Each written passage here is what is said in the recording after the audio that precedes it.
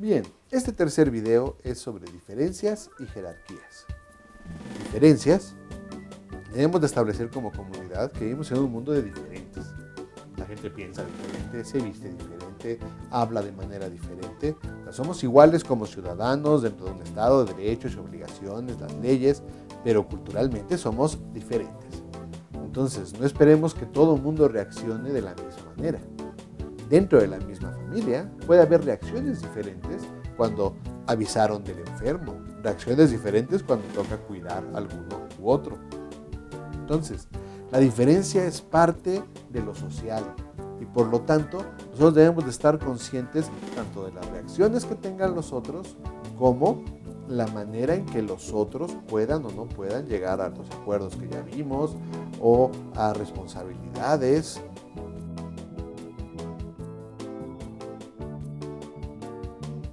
Entender la enfermedad, recibirla, conocerla, aceptarla, comprenderla, incluso amarla, vivirla como recurso de crecimiento y no como castigo o una maldición, va a permitir incorporarla adaptativamente para tratar de dar continuidad a los planes de vida personales o familiares. ¿Sí?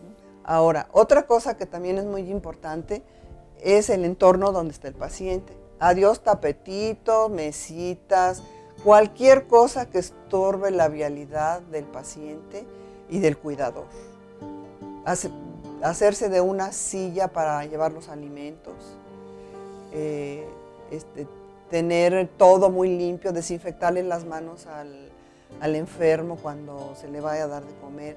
Lo mismo el cuidador, tener a la mano, todo tenerlo a la mano, todo. Buscar una red para informarse sobre la enfermedad de la persona que estamos cuidando.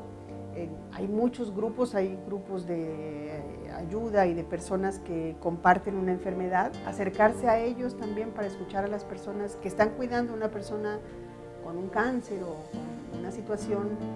Informarse sobre la enfermedad de la persona que estamos cuidando nos da también mucha tranquilidad porque ya sabemos que hay cierta sintomatología que va a tener nuestro paciente que hace parte de la enfermedad, ¿no? A estas alturas he aprendido algunas cosas. Inicialmente fue muy difícil porque no sabía yo mucho de este tema. Cómo cuidar a un enfermo. Afortunadamente tengo cierta experiencia en el área de la salud y poco a poco, a base de la observación y demás, he aprendido, pero básicamente fue a ensayo y error. Y algunas cosas pues sí las tuve que aprender directamente preguntándole a los médicos, a enfermeras, a cuidadores, pero cuidadores con experiencia, porque no todos los cuidadores lo tienen. Por supuesto que más allá del resentimiento, no nada más el resentimiento, llega a haber muchísimo coraje, muchísimo, incluso hasta odio hacia el enfermo, porque paraliza la vida del cuidador, ¿no? La vida privada, ¿no? Antes de ser cuidador, esa persona era una persona que tenía una vida, ¿no? Y de repente pues ya eres el cuidador y órale, ya tu vida, renuncias a tu vida.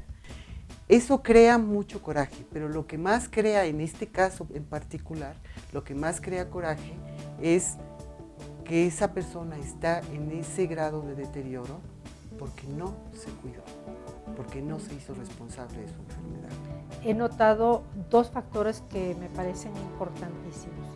Uno de ellos es poder diferenciar lo que es acompañar y cuidar de lo que es sobreproteger.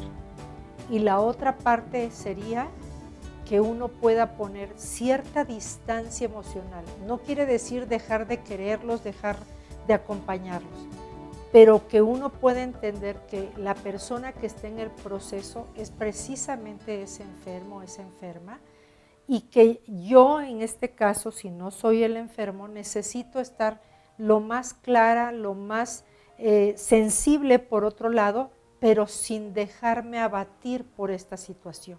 Claro que en los procesos de duelo es importante también rescatar siempre que hay etapas, ¿sí? Y en esas etapas, una de ellas es precisamente el estado de sorpresa, de embotamiento cuando nos dan la noticia. Y entonces hay una especie de atontamiento y después pasamos a una etapa donde uno quiere revertir ese diagnóstico. Entonces, entre el embotamiento de la noticia y este querer revertir la realidad, uno puede oscilar entre no pasa nada y entre que tengo que hacer todo por salvar al enfermo. Si trabajas, es bastante complejo con los horarios. El horario no son compatibles muchas veces, o tienes que hacer horarios de comida, de medicamentos, de terapias. Son muchas terapias físicas, psicológicas, todo tipo. Entonces, sí hay que organizar una red y que la gente se comprometa, porque a veces fallan las cosas. Se construya un programa y que, como todo programa de trabajo, porque también es un trabajo, pues se van haciendo ajustes y decir, bueno, ¿qué les parece si nos reunimos una vez a la semana, ¿no? Y platicamos cómo va el enfermo y quién, bueno, yo un mes y luego me voy a ir de vacaciones, y luego quién me va a relevar en el trabajo, ¿no? Yo he encontrado que cuando tenemos un enfermo en la familia, nos cuesta mucho trabajo, en primer lugar, darnos cuenta, asumir que hay un enfermo y que ese enfermo necesita nuestra ayuda.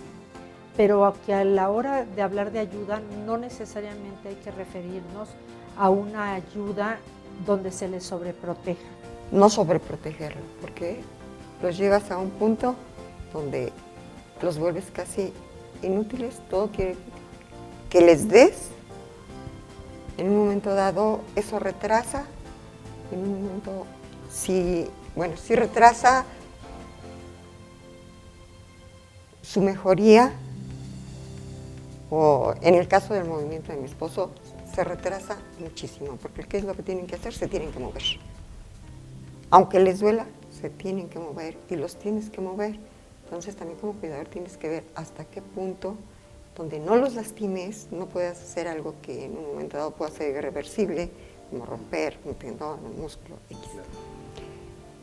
Y supongo que lo mismo tienes que hacer con las diferentes personas que sufren diferentes enfermedades. Ahora, cuando son familiares y no son cuidadores profesionales, se tiene que aprender, por lo menos contratar una vez o dos a un cuidador profesional para que le diga cómo puede usar el pato, en el caso de un varón, o otros aditamentos especiales para que evacúen, y cómo se pone un pañal para que el paciente esté en cama, cómo debe estar la cama. Hay protectores especiales para la cama, ya sea para que no se llague y también para que los fluidos o lo que sea no vayan a manchar toda la cama. Y en un momento dado pues, se cambia la sábana y el protector y no se tiene que lavar hasta el colchón.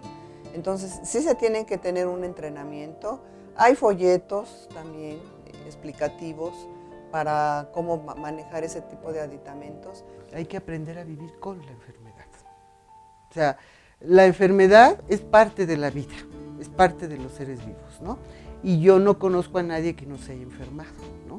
Entonces, pues todos tenemos que vivir con la enfermedad, así como con la muerte, ojo, porque la muerte es la última parte de la vida, ¿no? Entonces, es el punto final de la vida. Pero la enfermedad es parte de la vida y como estén las cosas, hay que hacer los movimientos para adaptarnos a esa nueva circunstancia y tratar de encontrar las cosas buenas que hay en la vida. Bien, con esto concluimos diferencias y jerarquías. Hay que tener conciencia de muchas cosas. Quien sepa el conocimiento, como dijeron nuestras expertas, es el que debe de opinar, el de decir, el que puede inyectar, el que puede hablar con el médico, el que puede saber cómo levantar a un enfermo o de qué comer. Los niños, los adolescentes, es un asunto familiar, entonces diferentes conocimientos puede haber diferentes personas que lo sepan y el que sepa es el que tiene la jerarquía. Por ejemplo, como hablaron de un programa, de una bitácora, el que haga la bitácora va a tener cierta jerarquía, sea quien sea. Tal vez le toca a la adolescente porque es la que está en casa en las tardes con el enfermo, pero entonces ella tiene la jerarquía sobre la lista. Pero tal vez el que conoce más de terapia, tal vez tiene un cuidador secundario y este cuidador secundario es el que va a saber cómo moverlo. Entonces uno tiene que aprender con ese cuidador primario. No suponer que uno puede inventar, a mí me parece que así lo levanto y así está perfecto. Aprender con aquellos que tienen la jerarquía y el conocimiento es lo que nos va a permitir integrar mejor esta red alrededor de los cuidadores.